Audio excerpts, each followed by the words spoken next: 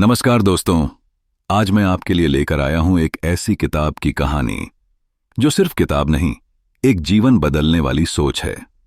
Steven are कवी की लिखी हुई ये किताब है the 7 habits of highly effective people, यानी सफल और प्रभावशाली लोगों की 7 आदतें। दोस्तों, सफलता का मतलब सिर्फ पैसा कमाना या बड़ा ओहदा हासिल करना नहीं होता। असल सफलता तब मिलती है जब हम अपने चरित्र, सोच और आदतों को इस तरह ढालते हैं कि हम खुद को भी बेहतर बना सकें और दूसरों पर भी सकारात्मक असर डाल सकें। तो चलिए शुरू करते हैं। इन 7 आदतों की प्रेरणादायक यात्रा का पहला पड़ाव। आदत 1, बी प्रोएक्टिव। सक्रिय बनो, प्रतिक्रिया में मत बहो। सोचिए जरा, जब कुछ गलत होता है तो हम क्या करते हैं? शिकायत, दूसरों को दोष, हालात को कोसते हैं। लेकिन प्रभावशाली लोग ऐसा नहीं करते। वे कहते हैं, मैं जिम्मेदार हूं, मैं ही अपनी जिंदगी का निर्माता हूं। प्रोएक्टिव होने का मतलब है बाहर क्या हो रहा है उस पर नहीं, बल्कि अपने अंदर क्या चल रहा है उस पर ध्यान देना। स्टीवन कवी कहते हैं, हालात हमारे ऊपर हावी नहीं होते, हमारी प्रतिक्रियाएं हमें बनाती हैं। इसलिए अगली बार जब जिंदगी आपके प्लान को तोड़ दे तो मुस्कुराकर कहिए, कोई बात नहीं, मैं फिर से एक रास्ता बना लूंगा। आदत 2, begin with the and in mind. अंत को ध्यान में रखकर शुरुआत करो। अब जरा अपनी आंखें बंद कीजिए और सोचिए कि आपकी जिंदगी का अंतिम दिन है। आपके अपने दोस्त, परिवार सब आपकी तारीफ कर रहे हैं। अब सोचिए, आप उनके मुंह से क्या सुनना चाहते हैं? कि आपने उनके जीवन को छुआ, कुछ खास किया, एक उद्देश्य के साथ जिए। बस यही है इस आदत की शक्ति। हर दिन की शुरुआत उस अंतिम लक्ष्य को सोचकर करें। क्या आप बस भीड़ में एक और चेहरा बनना चाहते हैं, या एक ऐसा नाम जो लोगों के दिल में हमेशा के लिए बस जाए? अपना पर्सनल मिशन स्टेटमेंट बनाइए, एक ऐसा वचन जो आपको रोज याद दिलाए कि आप कौन हैं और कहां जाना है। आदत 3, पुट फर्स्ट थिंग्स फर्स्ट। जरूरी काम को पहले करो। दोस्तों, हम सबके पास 24 घंटे होते हैं, लेकिन फर्क ये है, कोई इन 24 घंटों से जिंदगी बनाता है और कोई सिर्फ दिन काटता है।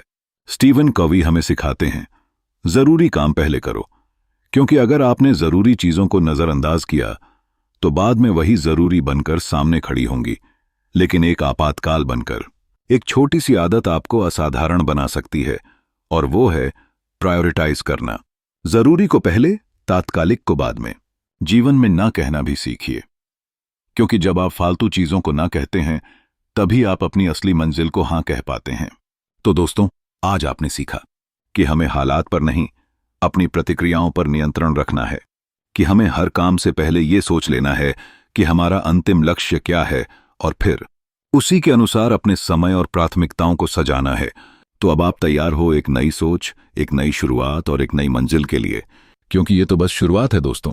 अगले भाग में हम जानेंगे सार्वजनिक सफलता की वो आदतें जो दूसरों के साथ हमारे रिश्ते और प्रभाव को पूरी तरह बदल देती हैं। अगर आप तैयार हैं तो मुझे बताइए। मैं भाग 2 की यात्रा अभी शुरू करता हूं। क्या अब मैं दूसरे भाग पार्ट 2 का वॉइस ओवर स्क्रिप्ट तैयार करूं?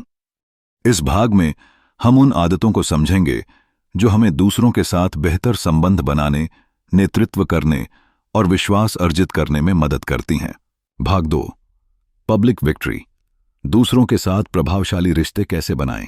नमस्कार दोस्तों, पिछले भाग में हमने सीखा कि खुद पर कैसे काम करें, अपने भीतर की दुनिया को कैसे बेहतर बनाएं।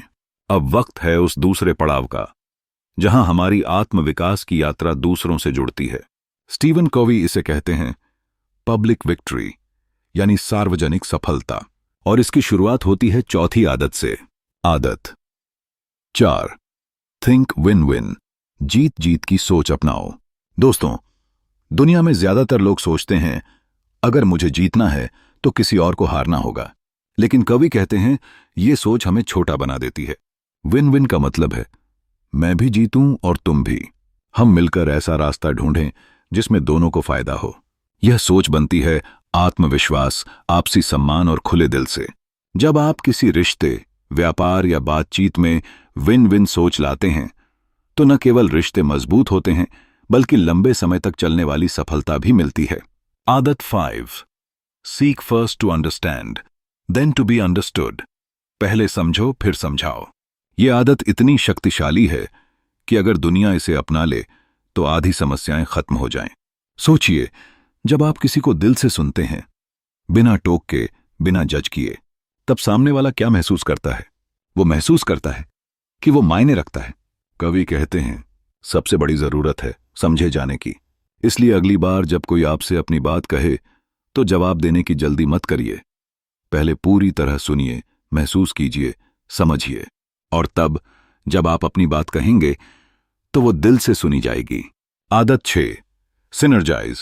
मिलकर ऐसा बनाओ जो अकेले नहीं हो सकता। आपने कभी दो अलग रंग मिलाकर एक नया रंग बनते देखा है? बस यही है सिनर्जी की ताकत।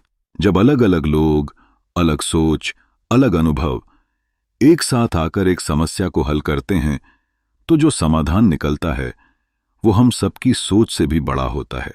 कवि कहते हैं, सिनर्जी तब होती है जब 1 + 1 11 बन जाए। इसलिए टीम वर्क में, रिश्तों में या परिवार में सिर्फ एक राय पर मत अड़े रहिए।